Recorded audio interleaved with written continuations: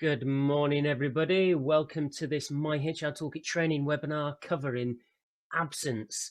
I'm going to go start to finish. My name's Simon. I'm the sales and support team leader for My HR Toolkit. And very shortly, I'm going to pass you over to my colleague Juliette, who is going to take you through the absence section.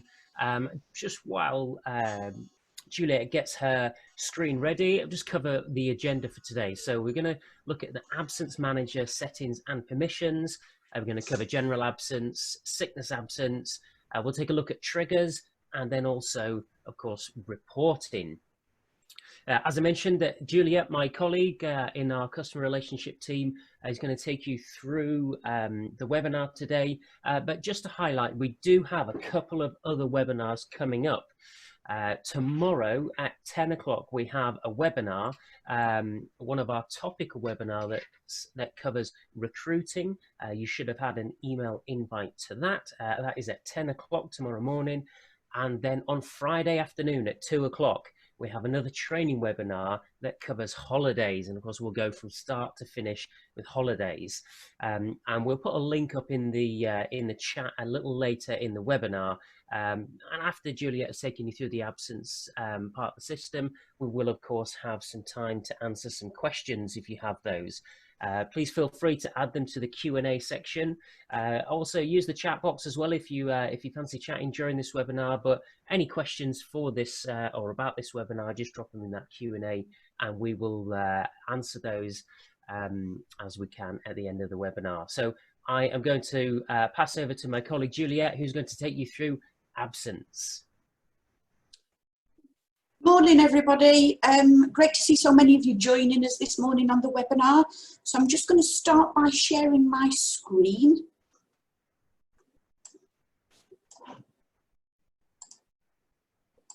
So there we go. Hopefully now you've got our config area showing on your screen.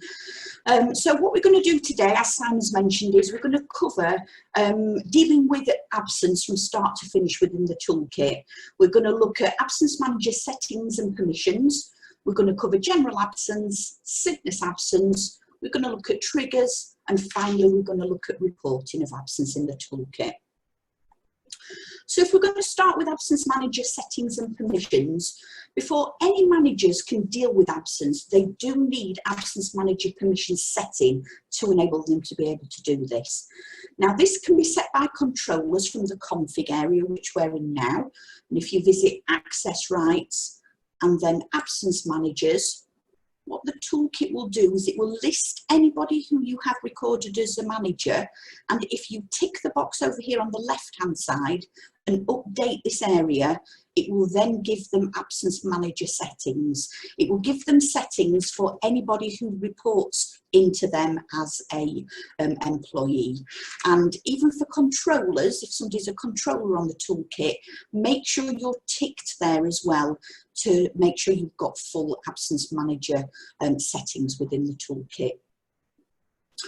Now, whilst we're in the config area, as a controller, it's also worth visiting the system and absence area just to have a look how your toolkit's configured for these two areas and make sure you're happy with that. There's a couple of areas that you can cover on this page. You've got an area around general absence. This is where you can add and manage any general absence types that you want within the toolkit. And over here on the right hand side, you can have a look at the different options for sickness absence and how you've got them set. There's a few areas to look at here. You've got an option here to enable employees to be able to record and report their own sickness absence. Now the default setting is that is turned off, but you can turn it on. You can say how you would like to record the sickness events, if you want it in hours as well as days.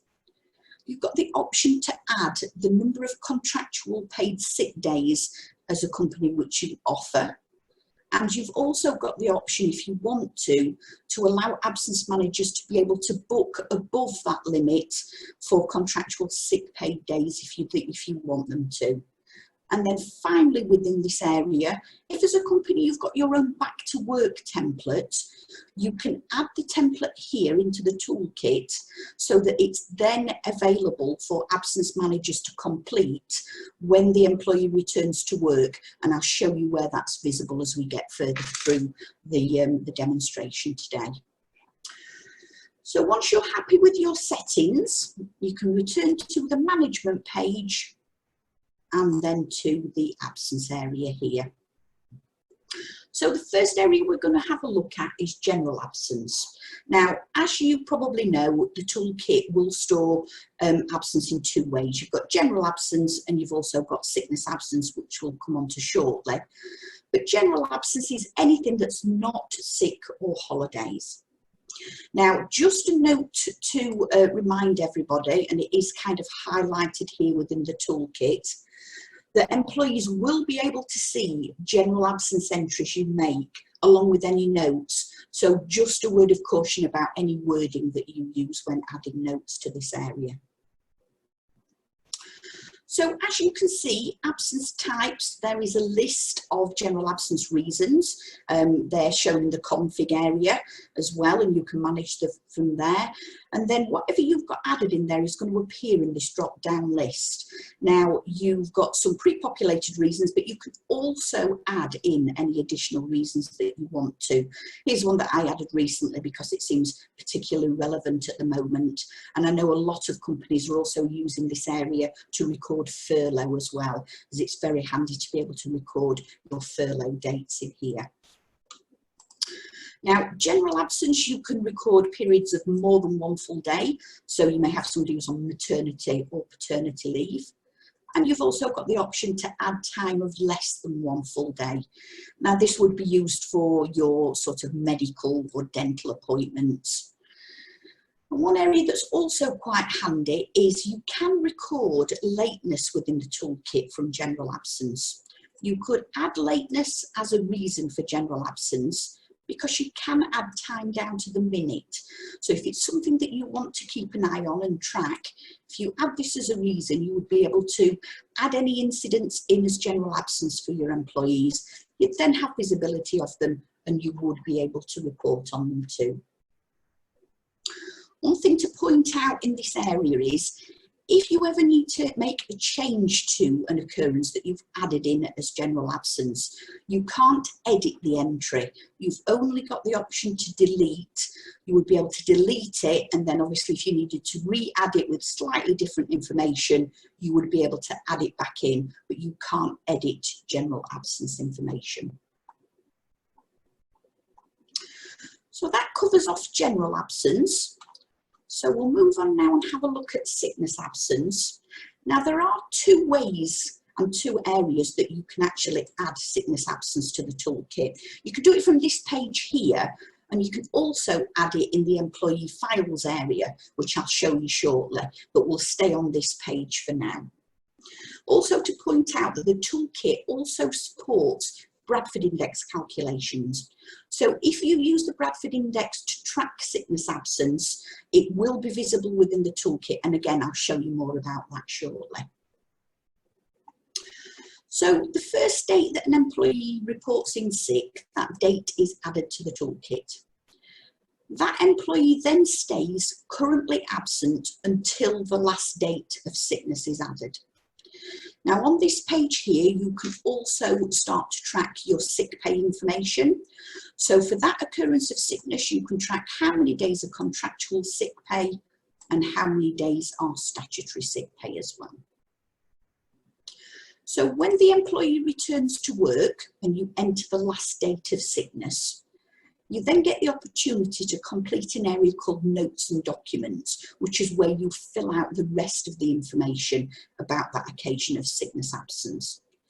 So if we visit this entry here, the toolkit will tell you the dates that the person was away and how many working days that was. You've got an area where you can add a reason for the sickness.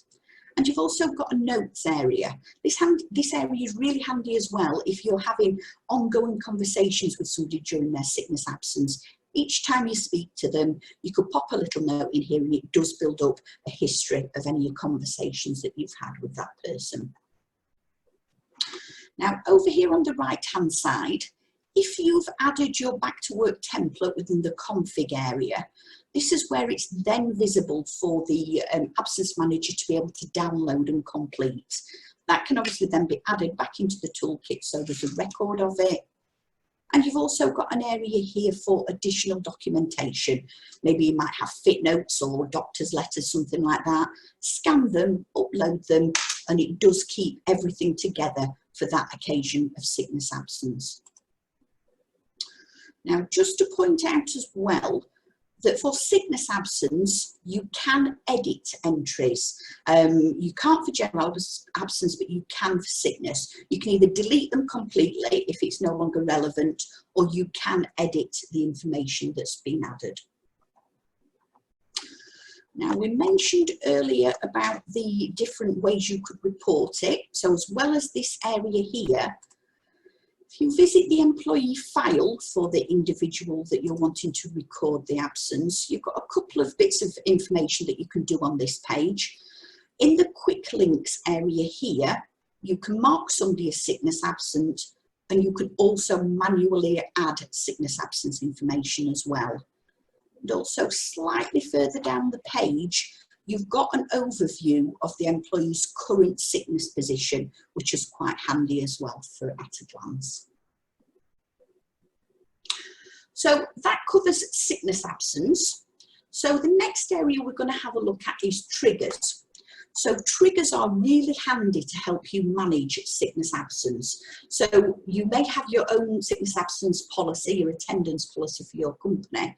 And what the toolkit will help you do is manage that by setting triggers. So if you go back to the config area, into system and into triggers, this is where you can add triggers to the toolkit.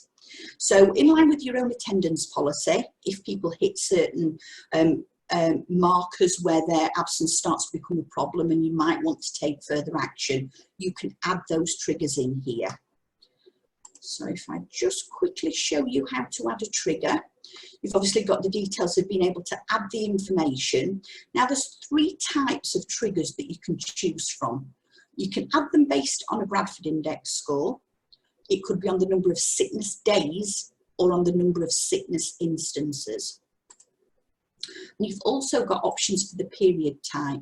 You can either do this over a rolling 12-month basis or on a year-to-date basis as well. Add the triggers, and then if an employee hits a trigger, the absence manager gets a notification when they add in the date that the employee's returned to work. And then in line with your own attendance policy, you can decide if you want to take any further action with that particular employee.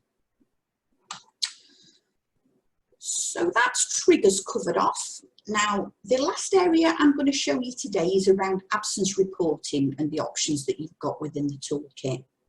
Now, there's 2 ways that you can access the absence management reports. If you go back to the management page, if you visit reports and absence reports, that will take you to them. But you can also do that from the absence page, and you've got a link here to the absence reports. So as you can see here, there's 6 reports available around sickness absence. You've got your sickness absence report, reasons for illness, sickness absence analysis report, general absence, all absence, and also trigger events. So just as an example, I'll show you the sickness absence report.